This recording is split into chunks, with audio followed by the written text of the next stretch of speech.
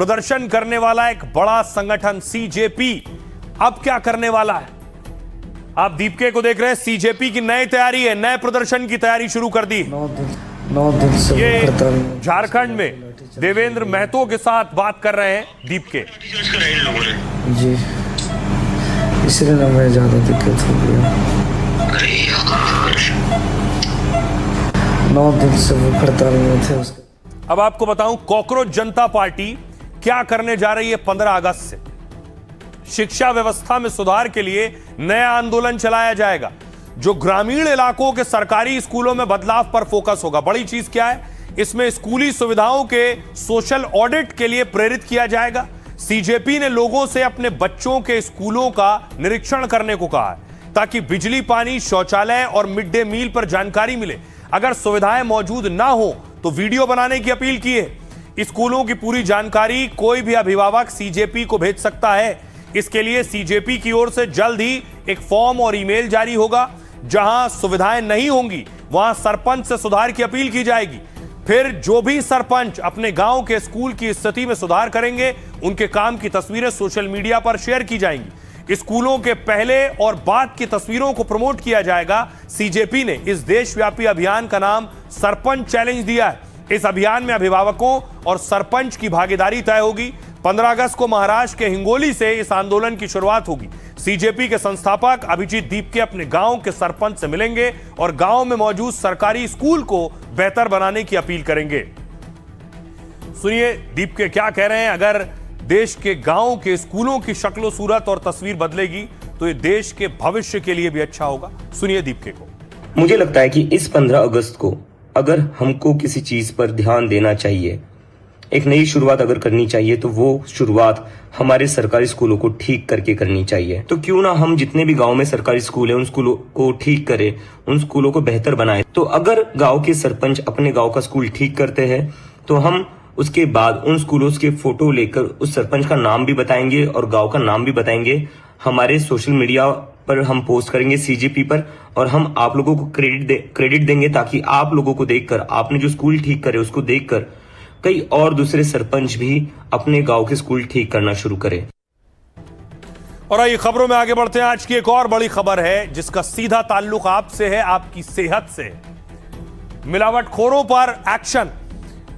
आपको बताऊं कि कैसे कार्रवाई हुई। सबसे पहली तस्वीर देखिए। 1,94,00,000 का नकली तेल बरामद हुआ है। 1,94,00,000 का।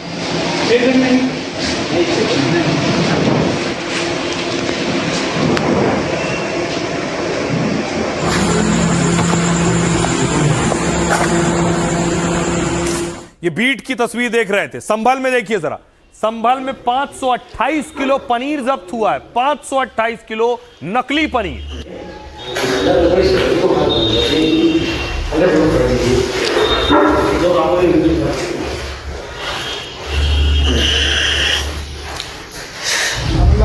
और उसके बाद ये जो पनीर पकड़ा गया उसको बुलडोजर के पंजे पर रखा गया और उसके बाद इस पनीर को फेंका गया है, खत्म किया गया, नष्ट किया गया कि ये नकली पनीर लोगों की थाली तक पहुंच रहा था। इसी तरह बेंगलोर लिए चलेंगे। सोचिए बेंगलोर में 5 स्टार होटल में, 5 सितारा होटल में फूड सेफ्टी विभाग ने छापा मारा।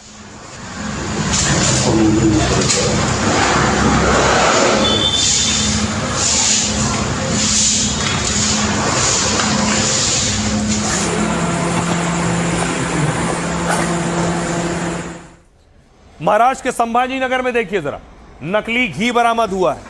इन नीले बर्तनों में, ड्रमों में नकली घी भरा हुआ था।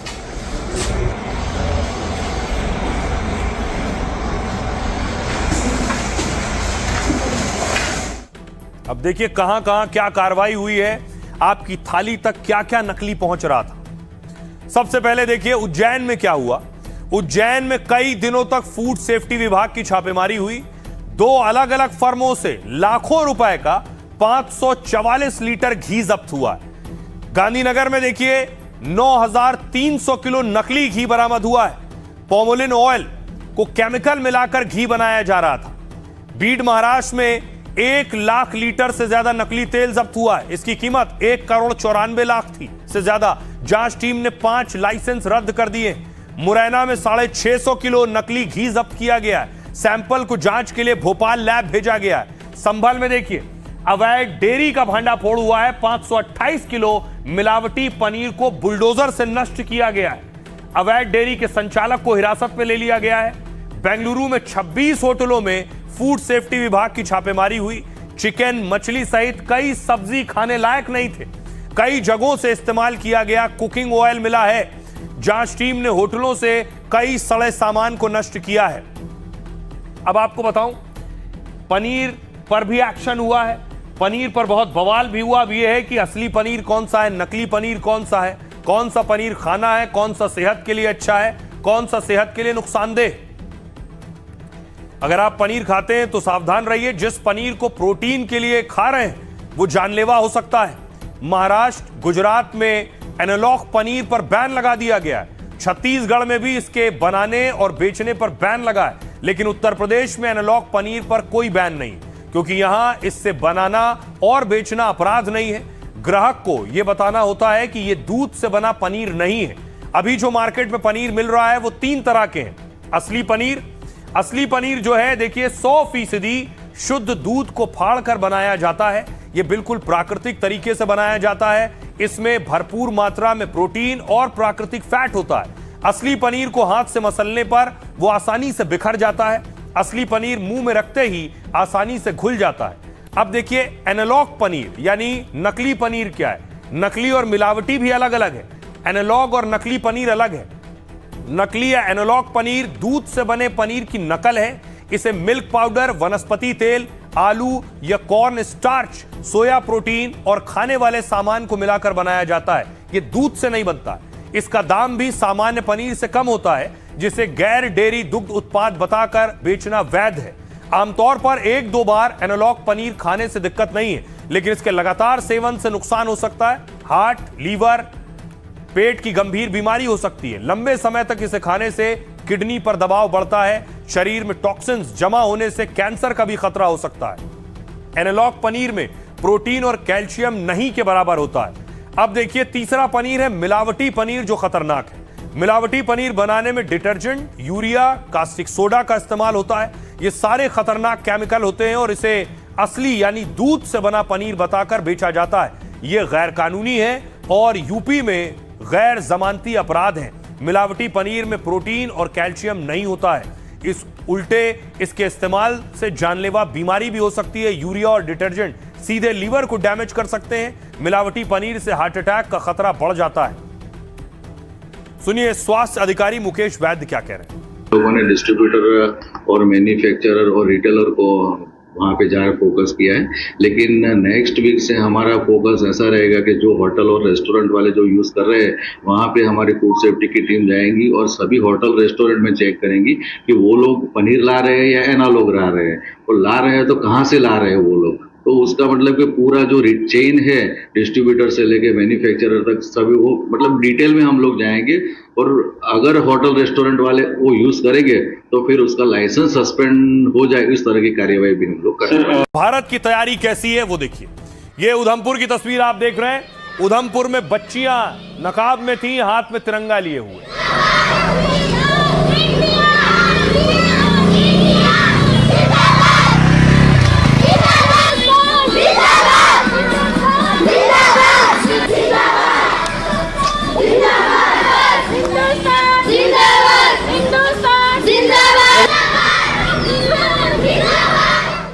अब दूसरी तरफ आपको बॉर्डर पर लिए चलता हूं। वाघा अटारी बॉर्डर पर भी तैयारी शुरू हुई और कल का दिन बड़ा होता है। दूर दूर से लोग पहुंचते हैं वाघा अटारी पर।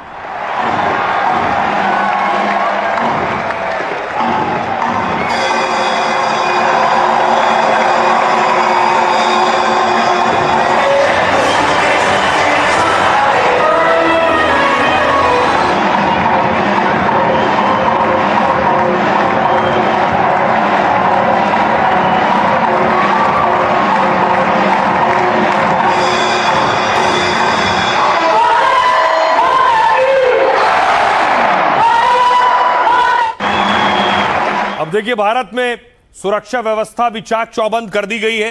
ये 15 अगस्त से पहले आप देख रहे हैं सिक्योरिटी फोर्सेस, पुलिस वालों की जिम्मेदारी बढ़ गई है, चुनौती बढ़ गई है, हर चीज की जांच परख हो रही है और चेकिंग हो रही है, गाड़ियां हो, संदिग्ध वस्तु हो या कोई जगह हो।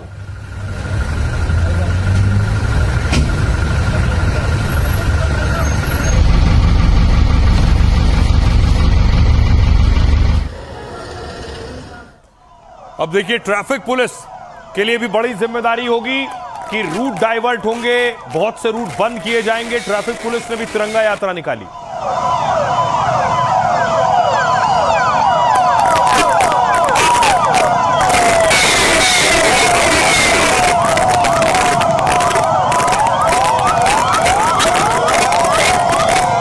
अब देखिए सबकी नजर होगी दिल्ली पर, तो दिल्ली के कंट्रोल रूम में आपको लिए चलता हूं।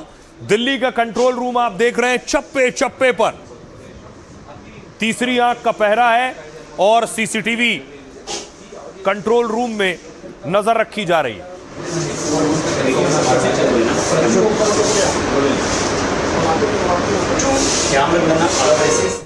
और देखिए जरा किस स्तर की तैयारी की गई है भारत में 15 अगस्त से पहले।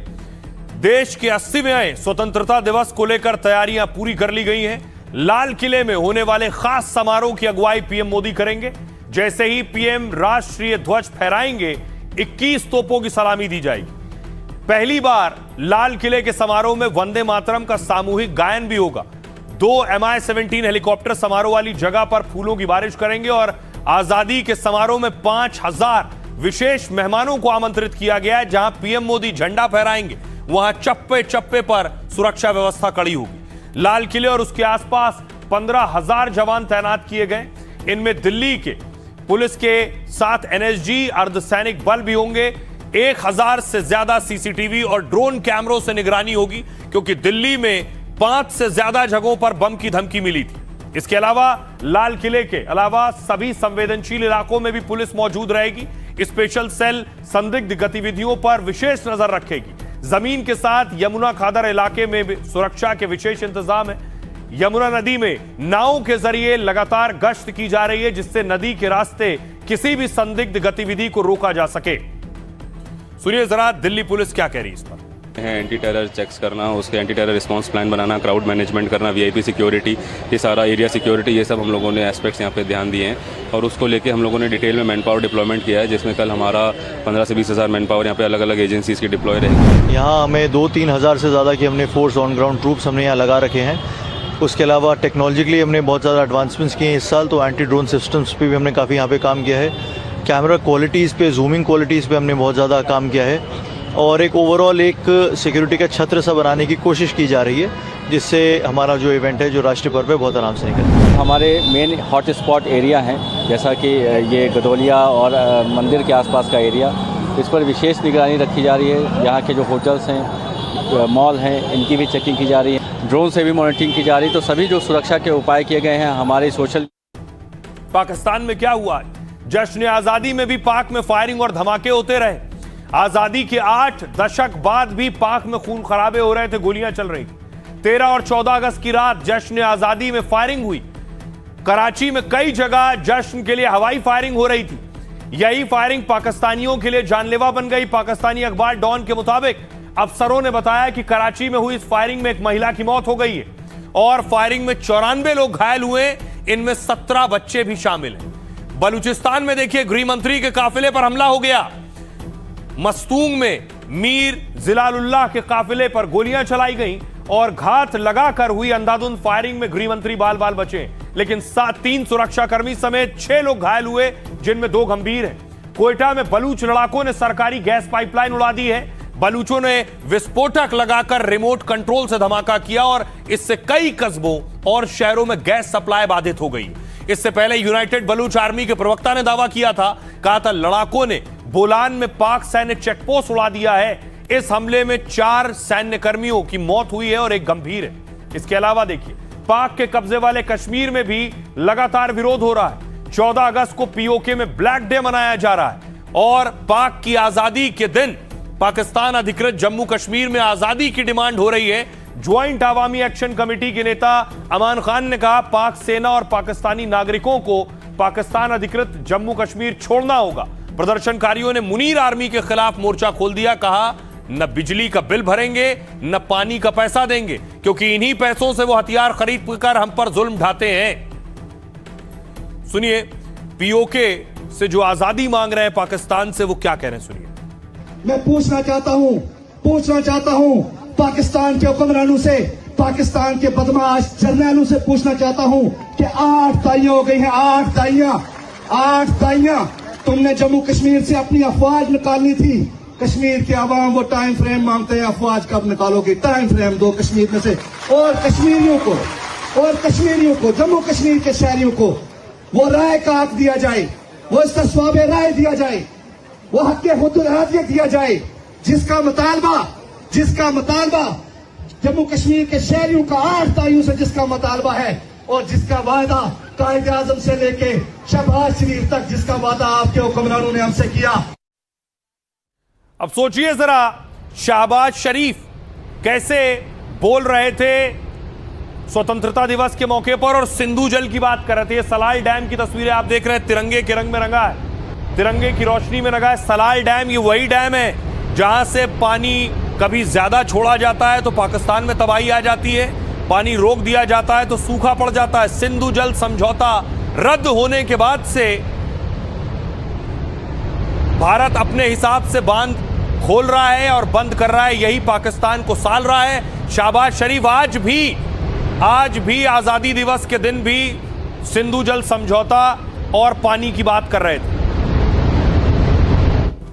तो देखिए, जब हिंदुस्तान जश्न आजादी में डूबा हुआ है तो पाकिस्तान अपनी हरकतों से बाज नहीं आ रहा है। एक बार फिर पाकिस्तान ने गीदड़ भपकी दी है। इस बार यह हिमाकत पाक के पीएम शहबाज ने की। पाक की आजादी पर भाषण देते हुए शहबाज ने कहा, पाकिस्तान के हिस्से के पानी पर समझौता नहीं होगा। अगर किसी ने पानी रोकने या कम करने की कोशिश की तो पाकिस्तान की ओर से मुंहतोड़ जवाब दिया जाएगा। शहबाज ने धमकियां इस्लामाबाद में खड़े होकर दी हैं, वो भी इसलिए क्योंकि भारत ने सिंधु जल संधि निलंबित कर दी थी। अप्रैल 2025 में पहलगाम हमले के बाद यह एक्शन लिया गया, जिससे सिंध और बलूचिस्तान प्रांत में गंभीर जल संकट हो गया। हालत यह है, करीब 10 करोड़ आबादी पर असर पड़ा है, किसानों को नुकसान हुआ है। जबकि बारिश में अचानक पानी छोड़ दिया जाता है तो पाक में बाढ़ आ जाती है, क्योंकि भारत ने पूर्व में चेतावनी दी और डेटा शेयरिंग बंद कर दिया, और वहां नदियों का जलस्तर और जान माल का खतरा बढ़ गया। और इसी वजह से बौखलाए पाक पीएम युद्ध की धमकी दे चुके हैं। पाक के मंत्री भी भारत के खिलाफ जहर उगल चुके हैं। लेकिन अब शहबाज बोले, पाक पड़ोसियों के साथ शांति चाहता है, लेकिन उसकी शांति की इच्छा को कमजोरी मत समझना। शांति का झूठा ढिंडोरा पीटने वाले शहबाज ने गीदड़ भपकी दी। कहा, भारत सही रास्ते पर आए, नहीं तो सीधा जवाब मिलेगा। उन्होंने कहा, कश्मीर पर पाक का रुख कभी नहीं बदलेगा। शहबाज ने एक बार फिर मुनीर की तारीफ में भी कसीदे पढ़ दिए। झूठा दावा किया कि मुनीर के नेतृत्व में पाक ने जीत हासिल की है। तो ये हाल होता है पाकिस्तान का। देखिए, कभी डैम बंद कर दिया जाता है, कभी पानी खोल दिया जाता है।